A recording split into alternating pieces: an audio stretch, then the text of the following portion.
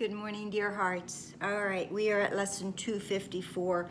Let every voice but God's be still in me. Again, I'm going to link it to a previous lesson way back at the beginning, the first 50, lesson 49. God's voice speaks to me all through the day, and that is true. God's voice will speak to me all through the day, but first I have to let every other voice but God's be still in me so that I might actually hear God's voice. Now it is possible. That's what we need to realize. It is possible, which is what both lessons are really telling us. It is possible to hear God's voice. And when we hear it, remember, it's going to sound like our own voice. It's not going to sound like it's coming from outside of us. It's emanating from within us because that's who we are. That's where spirit is. That's where we abide within God, within us. It's not outside. All right.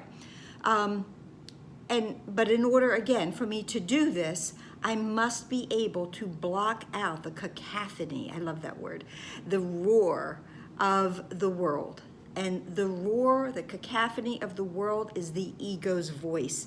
And today's lesson says, today we will let no ego thoughts direct our words or actions. The ego thoughts are really what we hear within us that tell us to go and do and say things that are contrary to the truth of who we really are, okay? So, you know, the idea that I can actually hear God's voice, but there's all this other noise around me that is, in a way, preventing me from hearing that voice, okay? So I'm going to give you an example.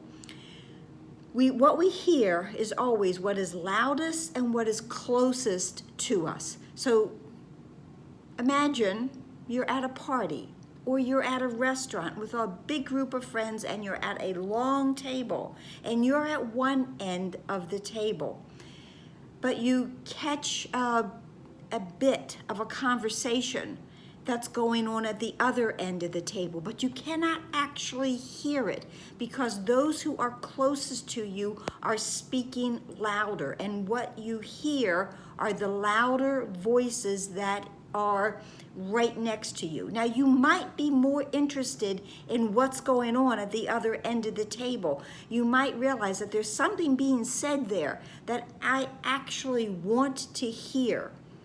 But in order for me to hear it, I have to quiet the voices that are right next to me. So I either have to move where I am, physically move to the other end of the table or to the other part of the party where this thing, this conversation, this instruction, these ideas are happening, or I have to find a way to quiet what is all around me and to focus only on what I want to hear. That's what we're doing here. God's voice can speak to me all through the day, and now I'm going to let every other voice except that one be still within me. Quiet it down so that everything else is minimized, and I am now able to hear God's voice. So today, let God's voice be the one that is closest to me. That's my prayer. Let God's voice be the one closest. So that's it for today. I hope this helped. I hope you are really starting to get this, and I'm hoping what I do helps to clarify it. Please like, please share, please subscribe, please comment. I always respond. Please be here tomorrow. And remember, Good Morning, Dear Hearts, the book, still available. Have a wonderful day. Namaste.